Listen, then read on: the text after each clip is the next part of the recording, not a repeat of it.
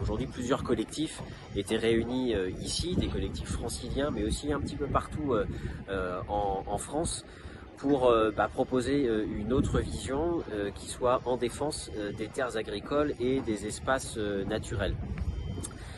Puisque ces espaces naturels et ces espaces agricoles, eh bien, ce sont à la fois des réservoirs de biodiversité, ce sont aussi des espaces qui permettent de lutter contre le réchauffement climatique, puisque ce sont des zones de stockage de carbone, mais également des îlots de fraîcheur. Et puis, ce sont des espaces qui permettent de préserver un cadre paysager qui soit agréable. Ici, sur le plateau de Saclay, c'est à la fois un peu la ville et à la campagne, et les gens qui se sont installés ici se sont installés ici pour cette raison-là. Et puis enfin, bien préserver les terres agricoles, c'est aussi permettre d'accroître notre souveraineté alimentaire et de garantir une autonomie alimentaire pour la région Île-de-France.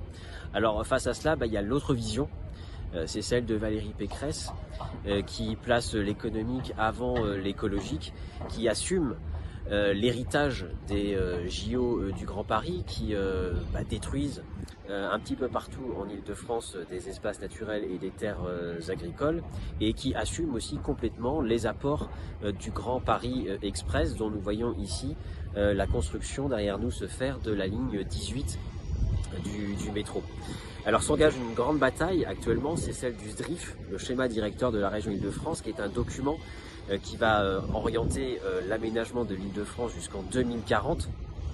Et donc il va falloir imposer à Valérie Pécresse, à sa majorité, une autre vision pour l'Île-de-France, une vision qui développe les transports en commun existants. Par exemple, la rénovation du RER B et du RER C serait beaucoup plus intelligent que de construire cette ligne 18 qui est surdimensionnée, qui est prévue pour 40 000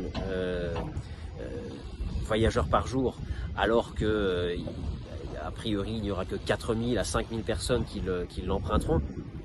Une Île-de-France également qui propose un moratoire sur les grands projets inutiles à imposer, de façon à remettre tout à plat. Et puis enfin qu'on aille enfin vers la sanctuarisation des terres agricoles en Île-de-France qui sont si importantes. Alors on continue la lutte aux côtés d'autres élus, aux côtés de collectifs citoyens. Et comme on a gagné à Aubervilliers, comme on a gagné contre Europa City, eh bien nous gagnerons aussi ici à Saclay.